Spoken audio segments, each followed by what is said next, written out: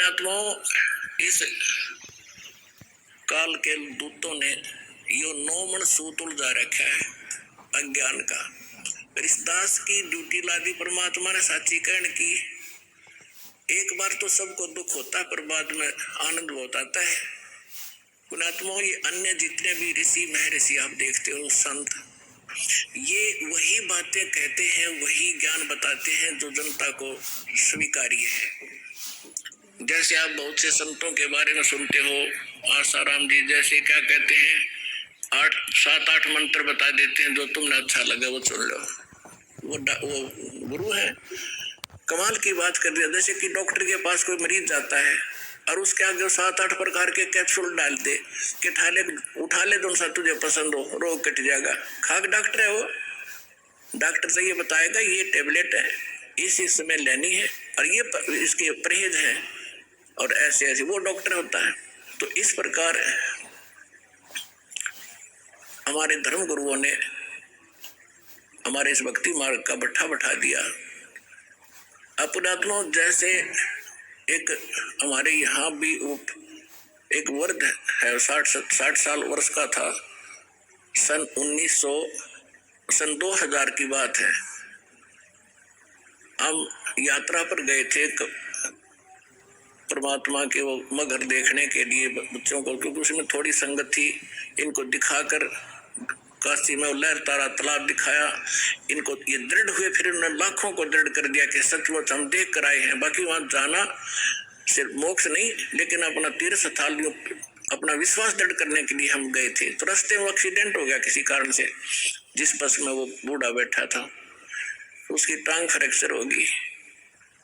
यहाँ किसी डॉक्टर को दिखाया, वो यहाँ पुराने आश्रम में रहा करता था।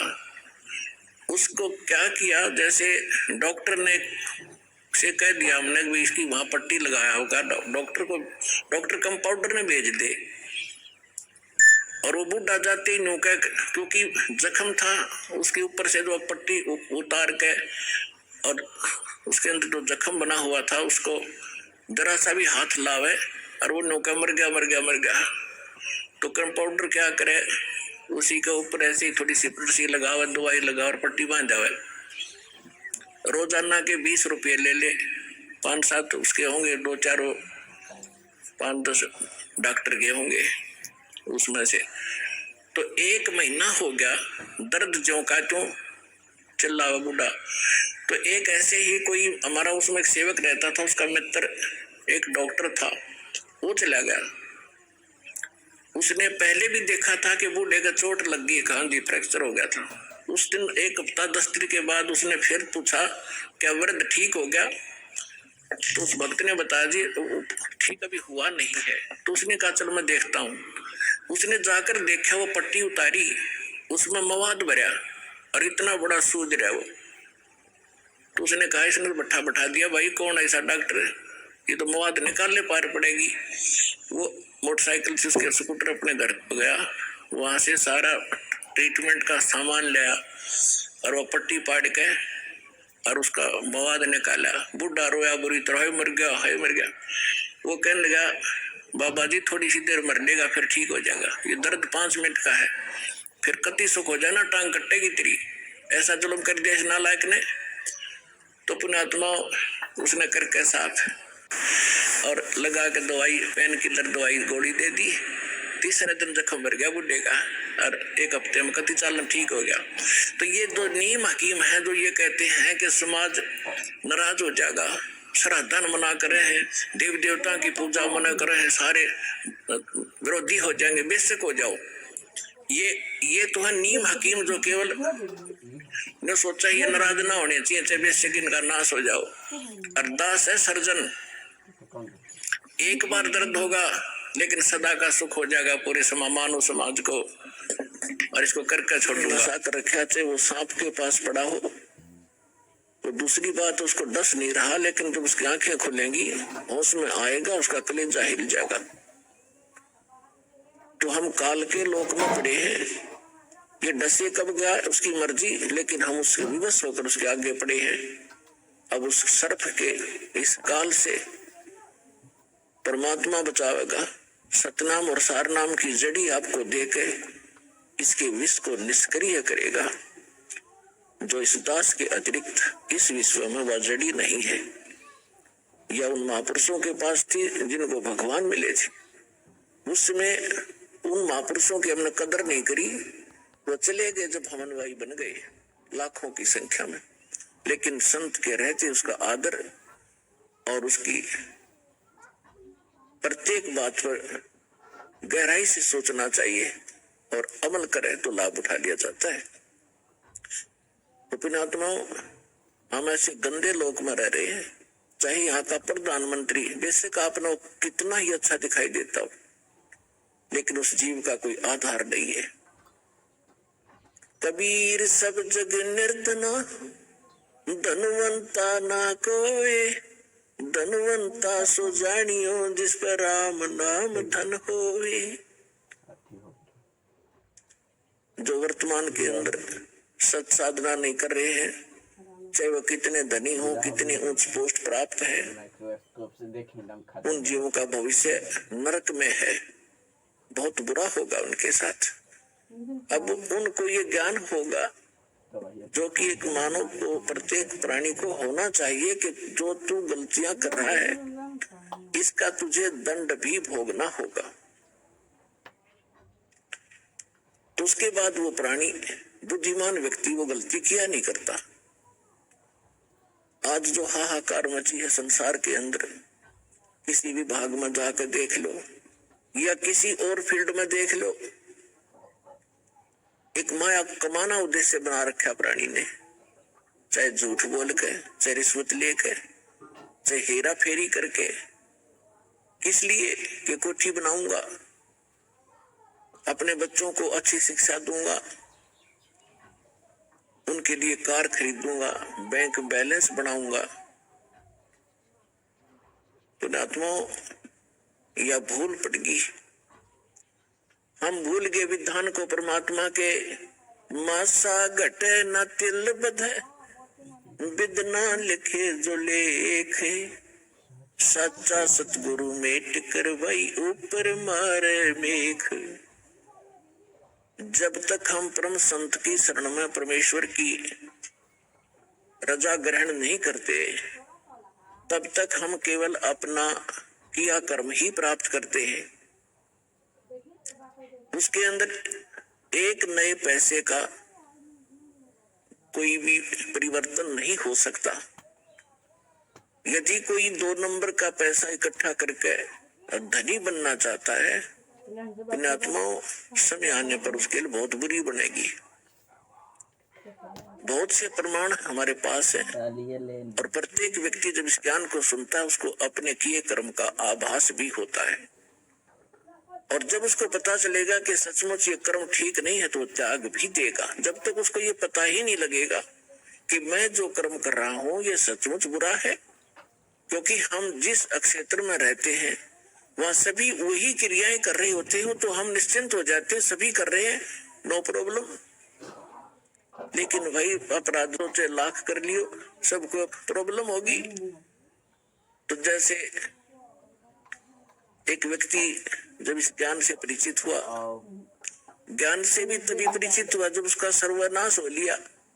वैसे तो हम भगवान को एक सेकेंडरी थिंग मानते हैं, देख लेंगे, टाइम मिला तक भी मत्था टेक आवांगे, किसी गुरु जी के पास चले जावांगे, बाकी समय अपना धन कमाएंगे। और वो भी उसके लिए वरदान होता है जब उसके ऊपर ऐसा कहर टूट जाए और भगवान की याद आ जाए। एक व्यक्ति बता रहा था कि मैं घना निकम्मा आदमी था। अब पता चला कि मैं निकम्मा था, जब तक मैं घना अच्छा मान रहा था अपने आप को। मेरी एक टेप रिकॉर्डर की दुकान थी, रिपेयर एंड सेल की। उस समय ये सोने की कैसेट चली थी, बहुत पुरानी बात है, और वो बहुत कॉस्टली होती थी, 30-35 रुपए की आती थी। और मैं वो डुप्लीकेट तैयार करता था एज इट इज, जो मुझे इंक्लूडिंग रिफल और उसका कवर 2 रुपए की पड़ती थी, मैं 32 रुपए लेता था। तो भोली आत्मा 35 की बजाय 32 में मेरे पास लेने आते थे। और फिर वो कुछ दिनों में खराब हो जाती तो मैं कहता भी देख ले कंपनी की है, मैं क्या करूं, तेरे टेप में गड़बड़ होगी। बहुत से पैसे इकट्ठे किए, इकलौता पुत्र था, सोचा था बच्चे को घना धनी बनाकर मरूंगा, इसको सारी सुख दूंगा। वो बच्चा ही बीमार हो गया, लड़का इकलौता पुत्र था। आसपास के डॉक्टरों को दिखाया, इलाज शुरू हो गया। इसके पैरेलल झाड़े झपटे वालों के पास भी और अपनी जो पूर्व पूजा करते थे उनके परंपरागत पूजाएं थी वहां भी सब क्रियाएं करवाई। ऑल इन वेन ने सब असफल रही और पैसा बाढ़ की तरह बुन रहा था। फिर बच्चा बहुत कमजोर हो गया। 1 वर्ष लगभग ट्रीटमेंट ऐसे ही चलता रहा। कभी थोड़ी सी राहत मिल जाए, फिर ज्यादा हो जाए, फिर राहत मिल जाए। जो मैंने पैसा कमाया था वो सारा का सारा जा रहा था, लेकिन मेरी समझ में नहीं आ रहा था अब फिर कमा लूंगा कि वो बेटा ठीक हो जाओ। फिर क्या पता चला कि उसके दोनों किडनी फेल होगी। ऑल इंडिया इंस्टीट्यूट दिल्ली ले गया। उन्होंने बताया कि अति शीघ्र ट्रांसप्लांट कराओ, नहीं तो बच्चा नहीं बचेगा। जैसे तैसे किसी से कह सुनकर और एक गुर्दा प्राप्त किया। कोई सब इच्छा से दान करने वाला मिल गया। फिर भी उसके खर्चा बहुत हुआ, यानी उस समय 3.5 लाख रुपए मेरे उस गुर्दा के बदले बदलाने में लग गए। और पहले और खर्च हो लिया गना। जो मेरे पास धन था, वो मकान था, वो सब बेच दिया, किराए पर रहने लग गया। अब बेटा ठीक हो जाए फिर कमा लूंगा। तो कहने का भाव ये है कि लड़का स्वस्थ हो गया, गुर्दे सफल हो गया गुर्दा उसका। फिर गांव में एक प्लाट था, वो बेचकर शहर में छोटा सा मकान भी बना लिया। बच्चे के विवाह की तैयारी थी, अच्छी शिक्षा ग्रहण करवाई थी उसको और अच्छी नौकरी की अपॉइंटमेंट भी उसकी हो गई थी। विवाह की तैयारी कर रहे थे, खूब सारी धूमधाम से कार्य किए जा रहे थे। वो लड़का एक अपनी कार में जा रहा था, एक गाड़ी से टकरा गया, ट्राले तय, यानी बस दुर्घटना में उसकी मृत्यु होगी। बस में जा रहा था। अब इकलौता पुत्र था, जिसको सुखी देखना चाहता था, दुनिया को लूट रहा था। फिर मेरा वो लड़का भी ना रहा, टक्कर मार के रो रहा था। फिर ऐसे ही आपका कोई भक्त मिला, उसने मुझे एक कैसेट दी। तब मुझे अपने किए कर्म का आभास हुआ और मेरा सर्वनाश हुआ। तो तब मैं परमात्मा की तरफ चला, ना तो शायद मैं भगवान भी याद नहीं करता। तो पुण्यात्माओं, परमात्मा कहते हैं, तुमने दरगाह का उस महल नहीं देखा, धर्मराज के तिल तिल का लेखा।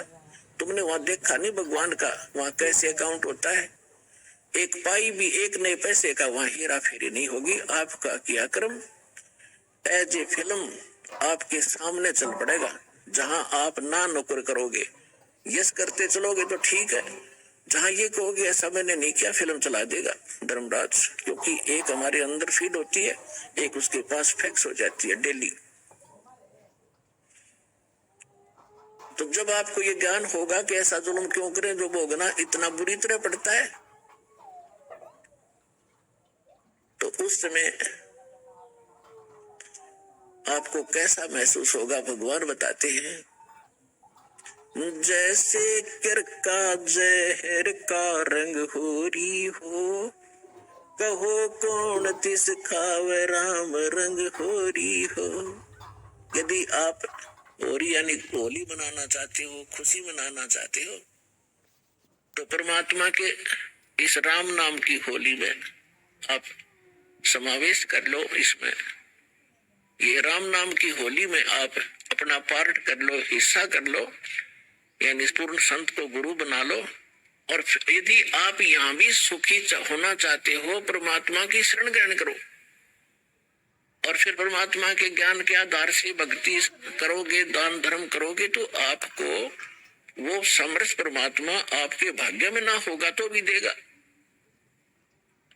हम जब तक परम संत के माध्यम से और परमेश्वर उस परम अक्षर ब्रह्म कबीर परमेश्वर की शरण ग्रहण नहीं करते, तब तक हम अपना केवल जो पूर्व जन्म का संस्कार है वही प्राप्त होता है। चाहे बुरा है तो बुरा मिलेगा, अच्छा है तो अच्छा मिलेगा। और जो पुण्यकर्मी प्राणी हैं, आज वो बड़े बड़े सेठ बने हैं, कोई राजनेता बना है, कोई अभिनेता बना है, कोई IAS IPS बना है, कोई डॉक्टर इंजीनियर बना है, कोई जज बना है, कोई एडवोकेट बना है। तो ये पिछले जन्म के घने पुण्यकर्मी प्राणी है। और ये सारा जीवन खोटे कर्म करें, चलो सभी तो नहीं करते, चाहे वो सारे जीवन में कितनी गलतियां करें, कितने 2 नंबर के काम करें, उनके पिछले पुण्य उनको प्राप्त होंगे ही होंगे। और उनको एक सबसे बड़ा धोखा ये रहेगा कि हमारा कुछ बिगड़ा को नहीं, हमारा क्या बिगड़ गया, वो फलाने ने ऐसा कर दिया, दकड़े ने ऐसा कर रहा था, राज भी सुखी है। तो उनके साथ साथ और भी उसी आग में गिरते चले जाएंगे। लेकिन जब हम परमात्मा के विधान से परिचित होंगे कि जब तक आपके पुण्य चलते हैं, आप चाहे डाके मारो, चाहे हत्याएं करो, चाहे बकरे मारो, मांस खाओ, शराब पियो, झूठ बोलो, और चाहे 2 नंबर के काम खूब करो, आपके पूर्व जन्म के पुण्य आपको मिलते रहेंगे। और जिस समय वो पुण्य क्षीण हो जाएंगे, फिर पाप का दौर शुरू होगा।